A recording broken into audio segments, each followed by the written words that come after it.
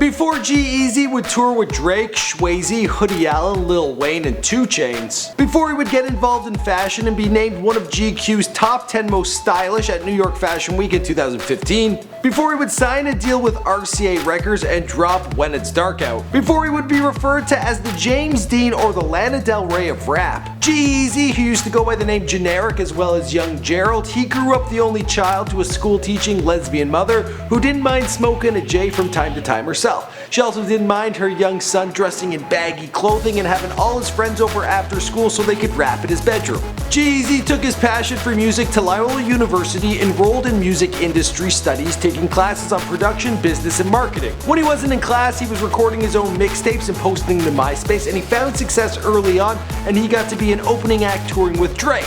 He also got flown out to LA by RCA Records, but then they changed their mind and they left him stranded there with him having to find his own way back to school. My name is Michael McCrudden, documenting the life of G Eazy prior to fame, here for you and before they were famous. Now you guys requested this one in abundance. You also tipped me off to him having a new album out, so thank you for that. Be sure to let me know in the comments down below who you want me to document next. Born Gerald Earl Gillum in Oakland, California on May 24th, 1989 to Ukrainian-American parents. When he was in the first grade, him and his mother Susan Olmsted moved in with his grandparents in Berkeley, California. They later moved to North Oakland, but due to Gerald's desire to stay near his friends, he would commute back to Berkeley to school. When he was young, his parents separated. That's when his mother got into a lesbian relationship with another woman named Melissa. Originally, young Gerald, well, he wasn't a fan of this. Eventually, he grew to accept it.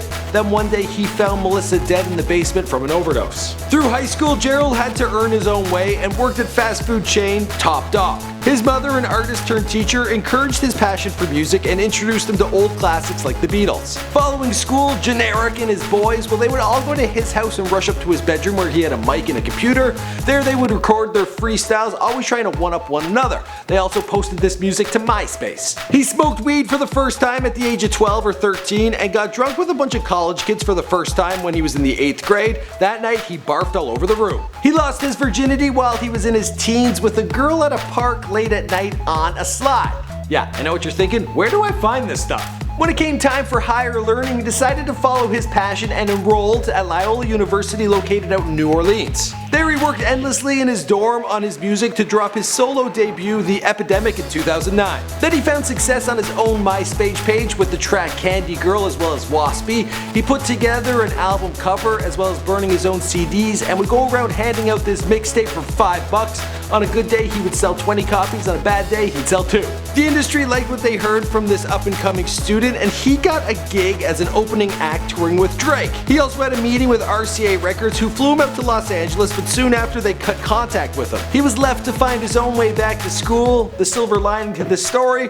Well, his prof was gonna flunk him if he didn't show up soon. Now following this, he went through a time of reflection and decided to shed his generic rapper image with baggy pants and a fitted cap for the late 50s look he's known for today. At this time, he sold most of his earthly possessions, including 20 pairs of sneakers all on eBay, and he was left with a few bits of clothing, all black, and his computer. In August of 2011, G Eazy released the mixtape The Endless Summer via his official site. The mixtape sampled from a number of other songs, most notably an updated version of the track 1961's US #1 hit song, Run Around Sue. Heartbreak hotel room 505. I was blinded by love and the way she lied. Not me, no way, but that day she fooled me.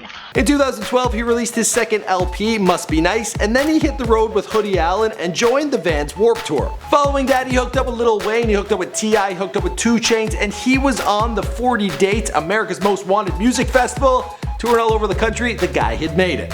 And he did all this, well, without having anywhere to stay. He was crashing on couches, he was recording all over the place wherever he could, and basically hanging on by the skin of his teeth. But good for him, the guy pulled through, and now he's the talk of the town. And the rest of the story, well, you know the story because this is before they're famous. My name is Michael McCrudden, I do all sorts of celebrity bios on here. Be sure to let me know in the comments down below who you want me to document next. G Eazy, you guys really wanted this one. I've done all sorts of rappers, I do all sorts of actors, singers, comedians, porn stars, all that good stuff, so be sure to browse, hit subscribe, share it with your friends.